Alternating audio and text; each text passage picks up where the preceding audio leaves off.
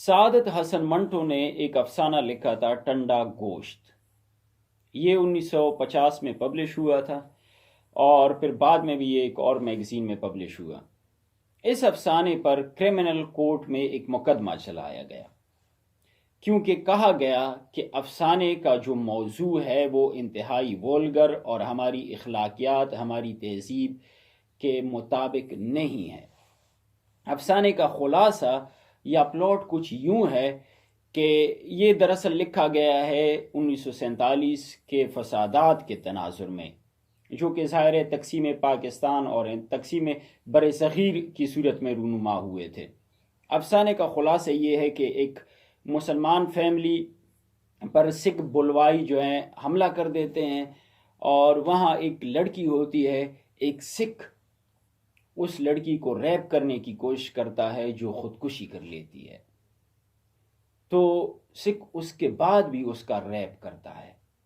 پھر ضمیر سے مجبور ہو کر ایک دن وہ اپنی بیوی کے سامنے اس بات کا اظہار کر لیتا ہے، تو جس آلے سے، جس تلوار یا نیزے سے اس نے اس لڑکی کو مارا ہوتا ہے یا ان فسادات میں حصہ لیا ہوتا ہے، اس کی بیوی، سکھ کی بیوی کلوند جس کا نام ہوتا ہے، وہ اسی نیزے سے اس سکھ کو مار دیتی ہے۔ افسانہ یہاں تک ہے بس۔ اب جج نے جو ریمارکس دیے اس پر غالباً منٹو پر 3 مہینے کی قید اور کچھ جرمانہ عائد کیا گیا تھا۔ جج نے جو ریمارکس دیے تھے اس مقدمے میں وہ بہت ہی دلچسپ اور قابل غور ہیں۔ جج نے ریمارکس میں لکھا کہ ضروری نہیں ہے ہر وہ چیز جو سچ ہو، جو حقیقت پر مبنی ہو، وہ بیان کرنے کے بھی قابل ہو۔ بہت سے ایسے واقعات رونما ہوئے ہیں اور ہوتے رہتے ہیں، لیکن جب آپ نے ان پر بات کرنی ہوتی ہے، آپ یہ سوچیں کہ معاشرے میں یہ کیا بہتری لا رہے ہیں۔ مثال کے طور پر ایک حدیث کا مفہوم ہے کہ سیدنا محمد صلی اللہ علیہ وسلم نے فرمایا، اور اس حدیث کا مفہوم یہ ہے کہ قرب قیامت میں اگر بنی اسرائیل میں کسی نے اپنی ماں کے ساتھ زنا کیا ہوگا تو میری امت بھی ایسا ہی کام کرے گی۔ اور بعض اوقات ایسے واقعات رونما ہو جاتے ہیں۔ اقرار الحسن نے بھی ایک پروگرام کیا تھا جس میں ایک باپ اپنی بیٹی کو مسلسل ریپ کرتا رہتا ہے۔ لیکن سوچنے کی بات یہ ہے کہ جب آپ ایسے واقعات پر بات کرتے ہیں تو کیا ان کے نتائج مثبت نکلتے ہیں یا منفی نکلتے ہیں؟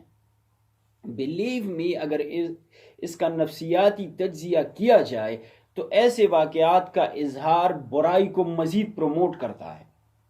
کسی نے کہا کہ ایک پنجابی مووی بنی تو اس کے لیے انہیں پروموشن کی ضرورت تھی، تو انہوں نے آپس میں، جو پروڈیوسر، ڈائریکٹر وغیرہ تھے، ٹیم تھی، انہوں نے آپس میں سوچا کہ اب کس طرح اسے پروموٹ کیا جائے۔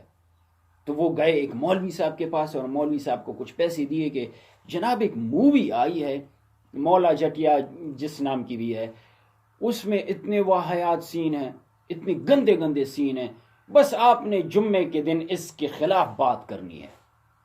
مولانا صاحب نے تو بس اسے پیسے بھی ملے تھے اور کچھ تو نیکی کا کام بھی تھا۔ مولانا صاحب شروع ہو گئے، ایسے سین ہوتے ہیں، اس طرح ٹمکے لگائے جاتے ہیں، یہ فلم ہے، اس میں یہ ہے وہ ہے۔ فلم دھڑا دھڑ ہٹ ہو گئی کیونکہ انہوں نے برائی اس طرح کی کہ وہ پروموٹ ہو گئی۔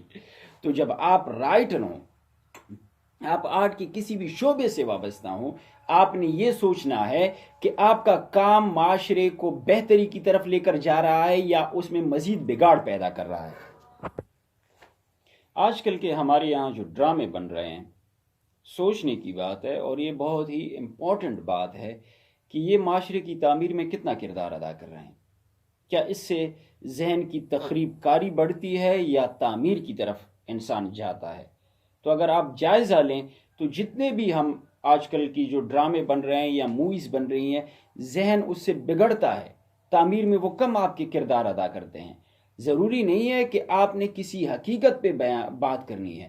حقیقت پہ بات کرنا تو مشکل نہیں ہے، وہ تو کوئی عام ان پڑھ انسان بھی کر سکتا ہے۔ وہ بتا سکتا ہے کہ یہاں اس طرح لڑکی کا ریپ ہوا اور اس طرح ہوا اور یہ ہوا۔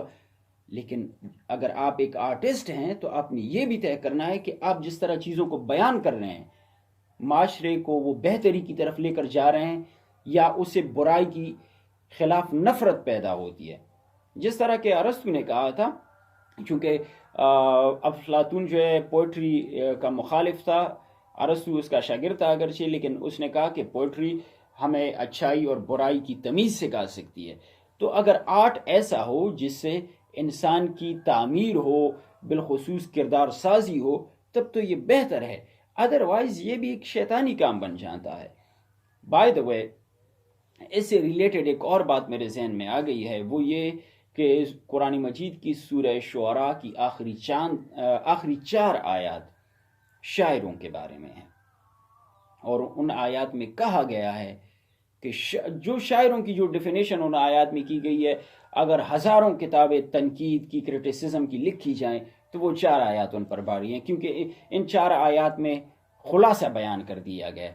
تو اگر آپ کسی بھی فارم آف آرٹ سے ایسوسیٹڈ ہیں تو کائنڈلی آپ سورہ شعراء کی وہ 4 آیات ضرور تلاوت کریں، اور ان کی تفسیر جاننے کی بھی کوشش کریں.